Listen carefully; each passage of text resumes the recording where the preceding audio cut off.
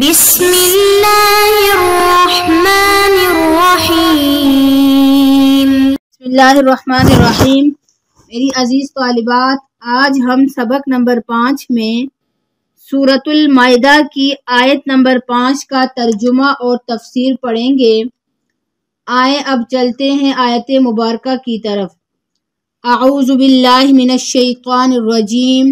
بسم اللہ الرحمن الرحیم۔ اليوم احل لكم الطیبات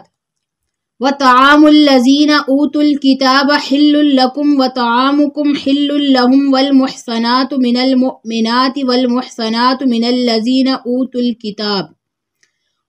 الکتاب من قبلکم اذا آتیتموہن اجورہن محسنین غیر مصافحین ولا متخذ اخدان وَمَن يَكْفُرْ بِالْإِيمَانِ فَقَدْ حَبِطَ عَمَلُهُ وَهُوَ فِي الْآخِرَةِ مِنَ الْخَاسِرِينَ۔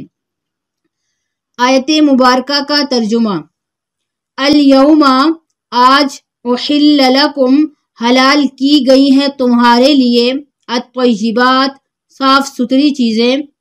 وطعام الذین اور کھانا ان لوگوں کا، اوتوا الکتاب جنہیں دی گئی کتاب، حل لکم تمہارے لیے حلال ہے، وطعامکم اور تمہارا کھانا، حل لہم ان کے لیے حلال ہے، والمحصنات اور حلال ہیں تمہارے لیے پاک دامن، من المؤمنات مومنہ عورتیں، والمحصنات اور حلال ہیں تمہارے لیے پاک دامن، من الذین ان لوگوں کی عورتیں، اوتوا الکتاب جن کو دی گئی کتاب، من قبلکم تم سے پہلے، اذا آتیتموہن جب تم دو ان کو، اجورہن ان کا مہر، محسنین تم ان کو قید نکاح میں لانے والے ہو، غیر مصافحین نہ کہ نکالنے والے، ولا متخذ اخدان اور تم نہ بنانے والے ہو پوشیدہ طور پر دوستی، ومن یکفر اور جو کوئی منکر ہوا، بالایمانی ایمان سے، فقد حبط عملہ پس تحقیق ضائع ہو گیا اس کا عمل، وہو فی الآخرۃ من الخاسرین اور وہ آخرت میں نقصان اٹھانے والوں میں سے ہوگا۔ آیت مبارکہ کی تفسیر۔ الیوم احل لکم الطیبات، الیوم سے مراد وہ دن ہے جس میں یہ آیت اور اس سے پہلی آیات نازل ہوئیں، یعنی حجۃ الوداع 10 ہجری یوم عرفہ۔ مطلب یہ ہے کہ جیسے آج تمہارے لیے تمہارا دین مکمل کر دیا گیا ہے اور اللہ تعالیٰ کی نعمت تم پر مکمل ہو گئی ہے، اسی طرح اللہ رب العزت کی پاکیزہ چیزیں جو پہلے تمہارے لیے حلال تھی، اب وہ دائمی طور پر تمہارے لیے حلال کر دی گئی ہیں، اور ان کے منسوخ ہونے کا احتمال بھی ختم ہو گیا ہے کیونکہ سلسلہ وحی ختم ہونے والا ہے۔ لغت میں طیبات صاف ستھری اور مرغوب چیزوں کو کہا جاتا ہے، اور خبائث اس کے بالمقابل گندی اور قابل نفرت چیزوں کے لیے بولا جاتا ہے۔ آیت کے اس جملے سے یہ بھی معلوم ہوا، اور جتنی بھی صاف ستھری اور پاکیزہ چیزیں ہیں وہ انسان کے لیے حلال کی گئی ہیں، اور جتنی بھی گندی اور قابل نفرت چیزیں ہیں وہ انسان کے لیے حرام قرار دی گئی ہیں۔ خلاصہ یہ ہے کہ جن جانوروں کو شریعت اسلام نے حرام قرار دیا ہے، ان میں سے ایک قسم تو وہ ہیں جن میں ذاتی طور پر خبث پایا جاتا ہے، اور دوسری قسم وہ ہیں کہ ان کی ذات میں کوئی خبث نہیں، مگر جانوروں کے ذبح کرنے کا جو طریقہ اللہ رب العزت نے مقرر فرما دیا ہے اس طریقے پر ان کو ذبح نہیں کیا گیا، جیسے چوٹ کے ذریعے مارا ہوا جانور، یا وہ جانور جس کو ذبح کرتے وقت اللہ کے نام کے بجائے کسی غیر اللہ کا نام لیا جائے، یا کسی کا بھی نام نہ لیا ہو اور جان بوجھ کر اللہ کے نام کو بوقت ذبح چھوڑ دیا ہو تو یہ ذبح بھی شرعاً معتبر نہیں، بلکہ یہ ایسا ہے جیسے کسی جانور کو بغیر ذبح کے ہلاک کر دیا گیا ہو۔ وَطَعَامُ الَّذِينَ أُوتُوا الْكِتَابَ حِلٌّ لَكُمْ وَطَعَامُكُمْ حِلٌّ لَهُمْ، یعنی اہل کتاب کا کھانا تمہارے لیے حلال ہے اور تمہارا کھانا اہل کتاب کے لیے حلال ہے۔ اہل کتاب قرآن اور سنت کی اصطلاح میں وہ لوگ ہیں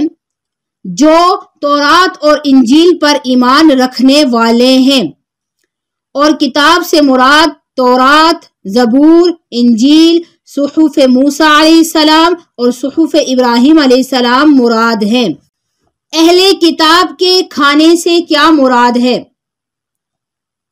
طعام کے لغوی معنی کھانے کی چیز کے ہیں، جس میں عربی کی لغت کے اعتبار سے ہر قسم کی کھانے کی چیزیں داخل ہیں، لیکن جمہور صحابہ اور تابعین کے نزدیک اس جگہ طعام سے مراد اہل کتاب کا ذبیحہ جانور ہے، کیونکہ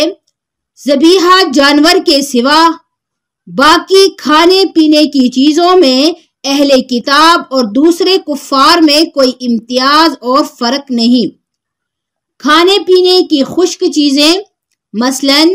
گیہوں، چنا، چاول اور پھل وغیرہ ہر کافر کے ہاتھ کا حلال اور جائز ہے، اور اس میں کسی قسم کا کوئی اختلاف نہیں۔ اور جس کھانے میں انسانی صنعت کو دخل ہے، اس میں چونکہ کفار کے برتنوں اور ہاتھوں کی طہارت کا کوئی بھروسہ نہیں، اس لیے احتیاط اسی میں ہے کہ ان سے اجتناب کیا جائے، بلا ضرورت شدیدہ ان کو استعمال نہ کرے، مگر اس میں جو حال مشرکین بت پرستوں کا ہے وہی حال اہل کتاب کا بھی ہے کہ نجاست کا احتمال دونوں میں برابر ہے۔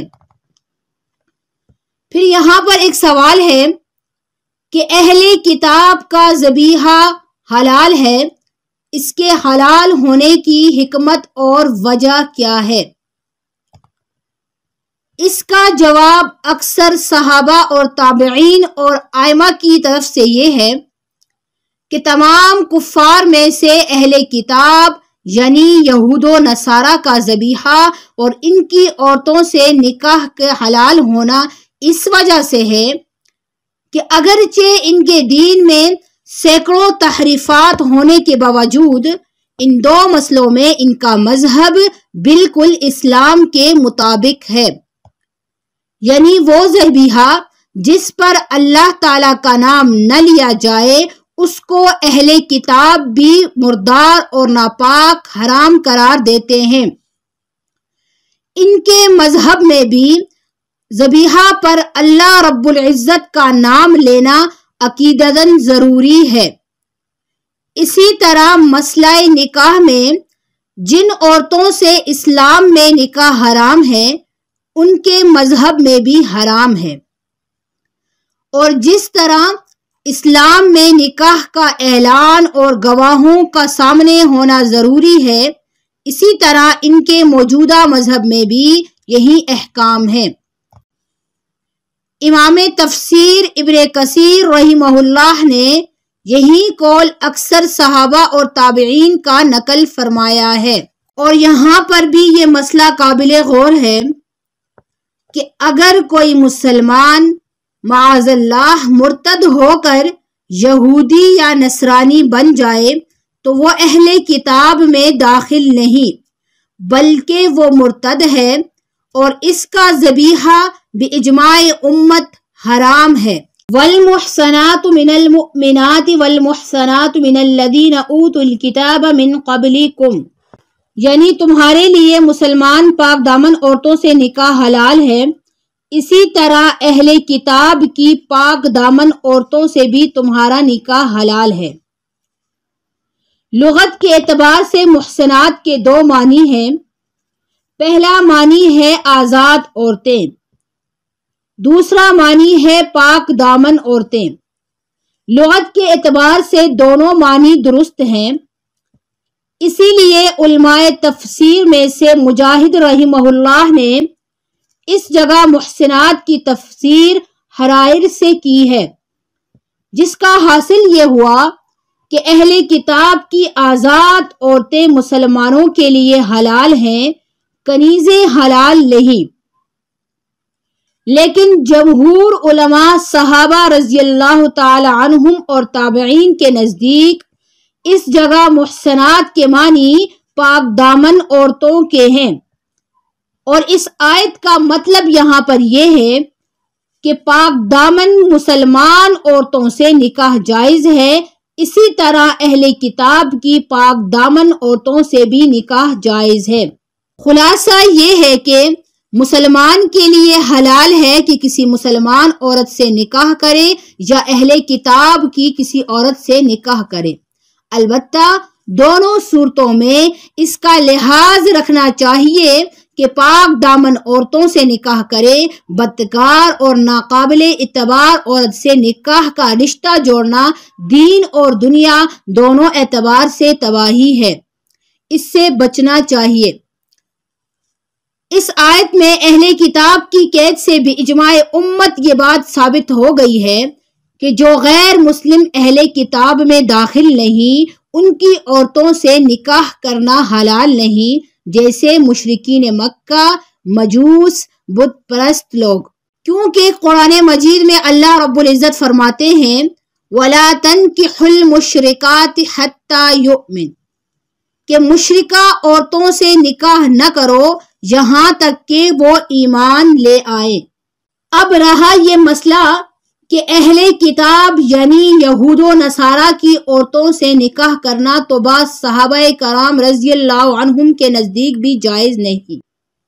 حضرت عبداللہ ابن عمر رضی اللہ تعالی عنہ سے جب کوئی پوچھتا تو وہ فرماتے تھے کہ اللہ رب العزت قرآن پاک میں فرماتے ہیں وَلَا تَنْكِحُوا الْمُشْرِكَاتِ حَتَّى يُؤْمِنْ، یعنی مشرک عورتوں سے اس وقت تک نکاح نہ کرو جب تک کہ وہ مسلمان نہ ہو جائیں، اور میں نہیں جانتا کہ اس سے بڑا کون سا شرک ہوگا کہ وہ عیسیٰ بن مریم یا کسی دوسرے بندے کو اپنا خدا قرار دیتے ہیں۔ ایک مرتبہ میمون بن مہران نے حضرت عبداللہ ابن عمر رضی اللہ تعالی عنہ سے سوال کیا